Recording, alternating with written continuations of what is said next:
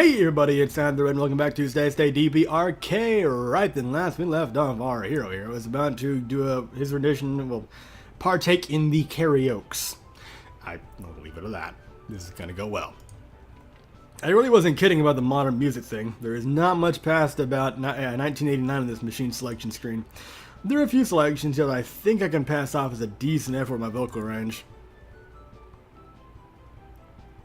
No! No!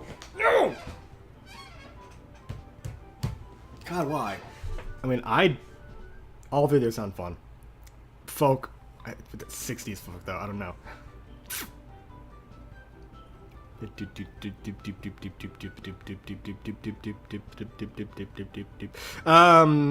go with 80s pop, why not? 80s synths kick in, strut the stage a bit, nail the chorus, time to rock the refrain, well, the slightly modified refrain. Checking my audience, Jong seems to be listening like one would in a core class forced on you by university standards. But Eunji, she's banging her head and whipping her hair around like she's one of my groupies. It's kind of cute, really. Yeah, oh god, why? Just imagining her doing that is actually pretty adorable. At some point during my performance, the strange girl from the hot spring has worked her way into the entertainment area. She's still in her suit, though. I wonder why she didn't don a robe like me, or civvies at the girls.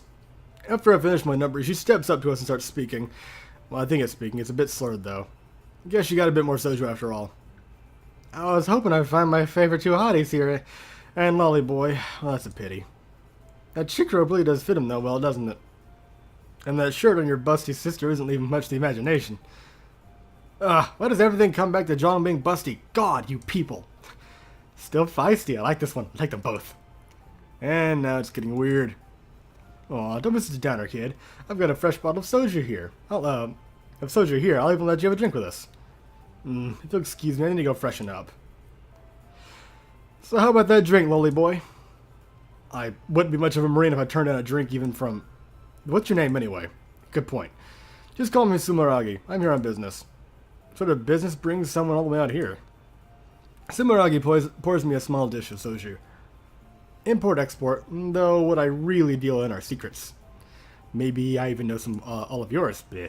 She's obviously not very good at her job if she's telling that to us, half sober at a hotel. I doubt that. Zhang and I are both in the People's Army. There's nothing we have to hide. Think what you like, it hardly matters what you believe. All that really matters is what other people believe about you. That's a very good point, yes. So let's trade secrets. About what in particular? I'll pose a question to you, and you can either answer it or take a challenge of my choosing instead. So truth or dare? It's a lot like truth or dare, you know. Nonsense. That game is just child's play. My game involves getting her to open up a little. Why should I play along with your weird idea of a game? What are you, chicken? Ease down there. I'm going to get the brunt of whatever anger you Nobody calls me chicken. Bring on your stupid questions. Alright, Marty McFly. Well, this should be interesting. Okay, what color panties are you wearing right now? Why would you ask that stupid question? To watch you blush. Going to answer, or would you like the dare? I mean, challenge. It's a curse always being right. Hush you. Quiet you. Fine, what's your challenge if I don't answer? Nothing too stressful. Just give me a nice kiss on the lips. Oh, yeah, This isn't good. Well, what's your choice? I choose... Sorry for the wait. Hey, I know. How about you sing a song on the karaoke machine, strange lady? Eunji appears to have been saved by Zhang's appearance. You want a song? I can do that.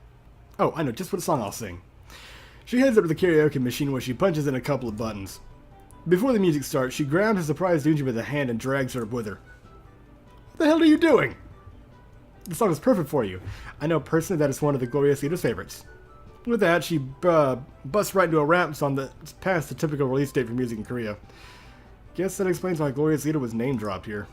Oh, and Eunji is going to kill this girl. I'd better get a body bag. Yep. Okay. Does she have a death wish? Oh good, we're thinking the same thing. Think they have any body bags here? Eunji's getting flustered and doesn't seem to be able to react to the situation. I'm not fucking reading the... No, I'm just not. Use eyes. No, I'm not doing it. I don't need instant replay to reveal that this lady just grabbed a handful of Eunji's ass while spitting out the refrain there. Oh, well, that's Okay. Eunji goes from fluster to all-out murderous rage. I think she's had as much as she can stand, and she oh, never mind. I read that wrong. I think she's had as much as she can stand, and she can't stand no more. That does it. I'll give Eunji credit. She didn't kill this lady, but I'm sure every one of her ancestors felt the impact of the slap Eunji just landed on her. Combined with the soju consumption, this lady's out cold. Hope that few seconds of grab ass is worth the splitting headache shell when she wakes up. I am dragging this woman's drunk ass to the brig. Go back to the room and I'll bring back some soju. I plan on drinking with you under the table. When I get back. She's so pissed I can't even bring myself to correct her incorrect jargon. Discretion is a better part of not having me feeling Eunji's second slap shot of the night. There is one thing that bothers me though. Wait, this place is a brig? Well, resort doesn't have a brig. Of course! Of course! What self-respecting resort wouldn't have a prison cell? Jong and I head back to the room to wait for the soju. Oh, and Eunji, I guess, and she's bringing it. A few minutes later, Eunji's back with several bottles of firewater. We're all exhausted, we drink we get our drink on mostly in silence. However, it's worth noting that for her bravado of drinking with us under the table, Eunji's the first one to pass out. Yeah, of course. Guess Eunji's a lightweight when it comes to her liquor. It's called being a cheap drunk. Saves you money. I would know. She talks a big game, but she has yet to drink anyone under the table. At least we're already where we're sleeping, so it's a nice change not having to drag her passed out body home. Nothing else after that is said. I help Jong tuck Eunji to bed, and Jong gets in next to her. I crawled on my makeshift futon. After the long shift in the soju, I'm really beat. It's always tomorrow, so sleepy time now. Okay. Eunji, quickly now. Wake up Adam Red. We're so far behind we won't get to do much today if we don't get moving. How did this happen? I'm sure I'll have to wake a call at the desk. I don't know, but get him up quickly. Maybe we can still go see Rimyong-su Falls before heading back home. Understood. Adam Red, wake up, now! No wakey. Haven't heard of mail yet. If you don't wake up in the next 10 seconds, I'm going to slap you harder than I slapped that woman who drunkenly assaulted me last night. I'm awake! I'm awake! You leave my handsome face alone! Okay. You two seem awfully down for being on vacation. You've overslept, and pretty badly at that. It appears the staff did not honor our wake-up call request. Either that or someone forgot to put one in. I did not forget. The staff forgot. Shut up. I didn't say anything. Anyways, what's the story? The last train to Pyongyang leaves at an earlier time today, so we won't have much time to do anything.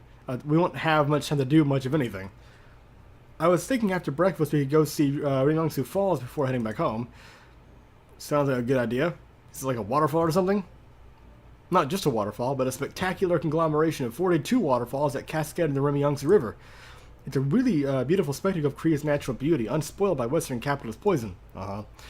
Well done, sister. You finally memorized the tour guide's phrase for Rimyong-su Falls. It sounds beautiful, minus the BS spiel about capitalism. I brought our breakfast here. Let's eat and get changed quickly so we can hike over there. Let's do it. We quickly hustle around getting changed and eating cold noodles and beef. Before long, we made the short hike to Rimyong-su Falls. I have to admit, the beautiful spectacle of Korea's natural beauty line wasn't just propaganda. The Rimyong-su Falls is truly a spectacle with its layered multiple waterfalls that empty into the river below. The two girls that have accompanied me here are also beautiful spectacles of Korea's natural beauty. There you go. You can't just say things like that out of nowhere. But wait, he did say that out loud. I didn't notice. Look. Wow, he narrated it out loud. You can't just say things like that out of nowhere, Baichi. I still don't know how to pronounce that. She says as she blushes at the unexpected compliment. That wasn't supposed to say out loud, but I won't take it back. Mama didn't raise a liar. Well, at least not a very good liar. I'd fail in politics. It's not like I hate being called beautiful being compared to a gorgeous waterfall. Wait, you're blushing too, sister?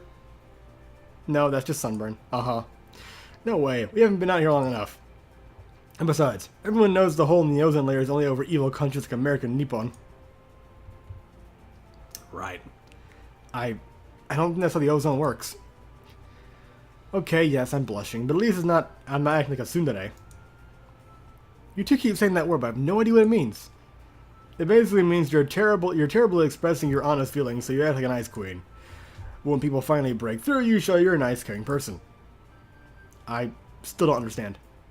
Don't worry about it. Half the otakus of the world will love you for it. Yeah.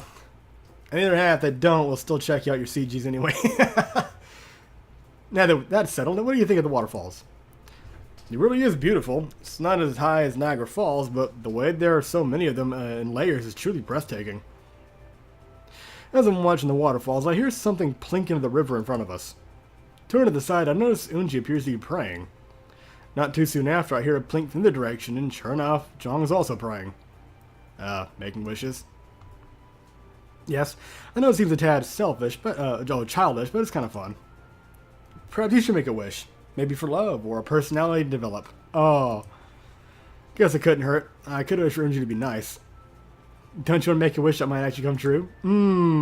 It seems two passengers have forgotten who's driving the car back to the train a little bit. There's a smile again. Quite right. Anyway, I'll make a wish. God damn it.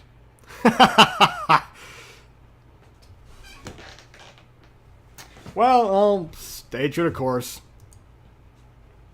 I pull out a euro from my pocket. This one's from Greece.